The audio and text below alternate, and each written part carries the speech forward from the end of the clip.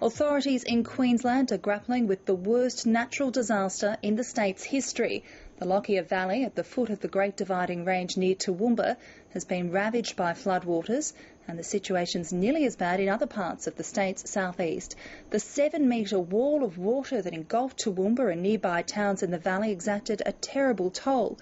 At least 8 people are confirmed dead, 72 are missing. And the state's Premier, Anna Bligh, says she expects those figures to rise. Among the dead are a woman and a boy swept away in the torrent that cut through the centre of Toowoomba. A man and a boy were caught in the rising waters at Murphy's Creek further downstream. As the deluge coursed down the Lockyer Valley, residents scrambled to their rooftops. Many waited for rescue overnight. At Grantham, 30 kilometres east of Toowoomba, the flood damage is described as devastating. Authorities at Ipswich are now bracing for a flood peak several metres above the level that was anticipated. It's still raining heavily in the Brisbane River catchment, and up to 30 suburbs in the city are now on flood alert. Karen Berkman begins our coverage. This is how Grantham looked this morning, smashed to smithereens by an irresistible force, water rushing downhill through the Lockyer Valley and claiming every small town in its path. There have been unconfirmed reports that bodies have been found in some of the houses, and police expect the death toll to rise. At least half a dozen houses were shifted off their stumps and some were carried away by the raging river. Overnight, 45 people were rescued from rooftops, but the helicopters were grounded by fog this morning.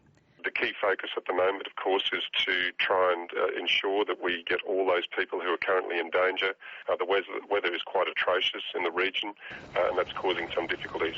Further downstream, the town of Laidley is filling up fast. Like a river going down the main street.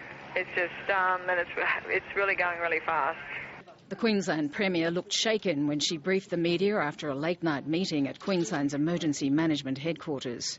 The flood crisis in Queensland has deepened seriously over the past several hours. We now have serious flooding returned to the southwest of our state and returned with a vengeance. There was sheer savagery in the wall of water that swept through Toowoomba yesterday afternoon without warning, catching people in the central business district. 2 people were drowned when their car was washed away. Law-abiding pedestrians became the subject of dangerous rescues. This has been a terrible day, The early reports would indicate that what hit Toowoomba could perhaps best be described as an inland instant tsunami.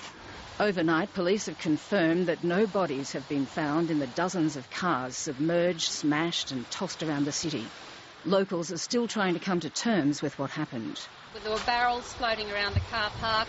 There were a couple of big trucks there and they were floating around, and anything that was let loose, the bins and the industrial bins, all of them were floating around in the water. Now serious trouble is heading downstream to the major population centres of Brisbane and Ipswich. All the floodgates are open at Wivenhoe Dam, built after the 1974 floods to spare Brisbane another such catastrophe. But low-lying areas of the city are already being prepared for evacuation.